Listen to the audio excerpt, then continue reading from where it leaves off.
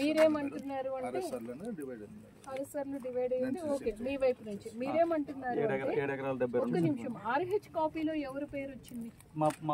మా పెద్దల పేరు జగడాల శంకరయ్య 7 ఎకరాల 60 మేడం. ఇది జిడిగా వెంకటయ్య 9 సెంట్లు మేడం. 9 సెంట్ల వరకు ఆర్హెచ్ లో రిపోర్ట్ ఇచ్చాను, బట్ రెవెన్యూ రికార్డ్ సబ్మిట్ చేయలేదు అని చెప్పి ఇచ్చారు. సో బౌండరీస్ ఫిక్స్ చేసి మీ ల్యాండ్ చూపించారు అంతే, as per the court commission. సరే, ఇప్పుడు మీకేం కావాలి? పంట నష్టం చేసి రస్తా చేశాను మేడం. వాళ్ళ పొలం మొత్తం 6 మందికి 7 మందికి ఉంది మేడం. వాళ్ళ పొలంలో వాళ్ళే దావదాం మేడం. వీళ్ళ రిజిస్ట్రేషన్ పొలంలో కూడా వాళ్ళకు దాంట్లో వెళ్ళిపోవాలి మేడం. వాళ్ళకి వీళ్ళకి సరిపోక ఇప్పుడు నా దాంట్లోకి వచ్చాను మేడం. వాళ్ళు చూసుకోవాలి మేడం ఏదున్నా కానీ. వాళ్ళ రిజిస్టర్ పేపర్లో ఉంది మేడం. ఇది ఎవరు ఈ రాస్తా ఎందుకు చేసి ఇచ్చారు?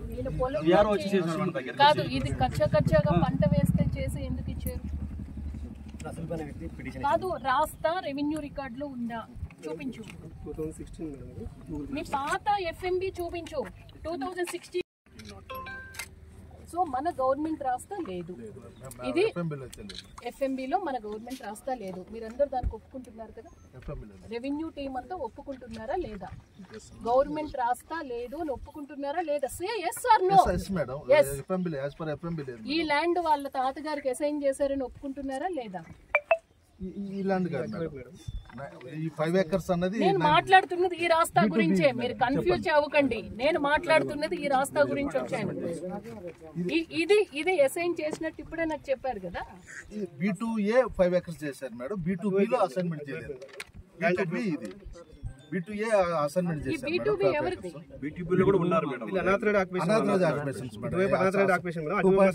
B2B అసైన్ చేయలేదు. ఎంత అనాథరైజ్ రాకు? 2.622 మేడం. ఇల్లే అసైన్మెంట్ ఎంజాయ్లో ఉన్నారు మేడం. అదైతే అనాథరైజ్ ఆక్యుపేషన్ మేడం. అసైన్మెంట్ చేయలేదు మేడం. సో మీరేమంటారు అంటే 5 ఎకరాలు మాత్రమే అసైన్ చేశాము, ఈ రోడ్డుకి ఇటువైపు ఉన్న 2.62 మనం అసైన్మెంట్ చేయలేదు. వాళ్ళు ఉన్నారు. ఆక్రమణదారులు ఎన్ని సంవత్సరాల నుంచి వాళ్ళ ఆక్యుపేషన్ లో ఉన్నారు? 5 మంత్రాలే ఉన్నాం మేడం. సార్ 3 ఏళ్ళు అయ్యింది. 5 తరాల నుంచి మేము ఉన్నాం మేడం. 5 తరాల నుంచి మీరు ఉన్నారని చెప్తున్నారు. రిజిస్ట్రేషన్ పేపర్ లో అద్దులు ఉంటాయి మేడం. వీళ్ళకంటే ముందు వాళ్ళకంటే ఇప్పుడు నువ్వు కోర్టు కమిషన్ కోర్టు చూపించిన 961B అనేది అసలు మన రికార్డులో లేదు మేడం. అది 961B పోయిన ఆర్డీఓ కూడా కోర్టులో పెట్టేసి అది 961B తీసేయండి, అసలు ఎగ్జిస్టింగ్ లేదు అని దాన్ని మిగులు భూమిగా పెట్టారు. 961B ఎగ్జిస్టింగ్ నెంబర్ కాదు మేడం. ఆర్డీఓ గారు చేసి ఇచ్చారు మేడం. 961 అసలు లేదు మేడం. వరకు ప్రభుత్వ భూమి వాళ్ళది కాదు, మీది కాదు. ఆ క్లారిటీ మీ అందరికీ ఉంది కదా లేదా? ఆ ప్రభుత్వ భూమిని మీకు వాళ్ళు గొడవ పడకుండా ఏ విధంగా డెసిషన్ ఇవ్వాలన్నది మేము ఇస్తాం. ఈ డెసిషన్ ఇవ్వడానికి మీకు నోటీస్ ఇవ్వడానికి మాకు సమయం కావాలి. 7 రోజులు ఆర్డర్ ఇవ్వడానికి 7 రోజులు. 15 రోజుల తర్వాత మీ చేతిలో ఒక ఆర్డర్ పెడతాం. ఎందుకంటే నోటీస్ పీరియడ్ ఖచ్చితంగా నేచురల్ జస్టిస్ ఫాలో అవ్వాలి కాబట్టి మీ నోటీస్ 7 రోజులు తీసుకుంటాం. దానికి కోర్టులో లేదు, ఇది లేదమ్మా.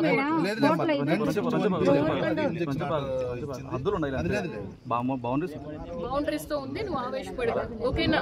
సో ఇద్దరిది కూడా ఇద్దరు వర్షన్ విని 7వ రోజు పిలుస్తాం కదా, 7వ రోజు 8వ రోజు పిలుస్తాం. ఇద్దరు వర్షన్స్ విని మీ దగ్గర ఏం డాక్యుమెంట్ ఉంది, మీ దగ్గర ఏం డాక్యుమెంట్ ఉంది, మా రెవెన్యూ రికార్డ్స్ ముందు చూసి కరెక్ట్గా 7 రోజుల్లో ఆర్డర్ ఇస్తాం. సో 15 రోజుల తర్వాత 16వ రోజు మీకు ఆర్డర్ అందుతుంది. ఆ ఆర్డర్కి మీరు కట్టుబడి ఉండాలి. ఈలోగా ఏమన్నా గొడవలు పడితే చాలా కఠినంగా వ్యవహరిస్తాం. అర్థమైందా?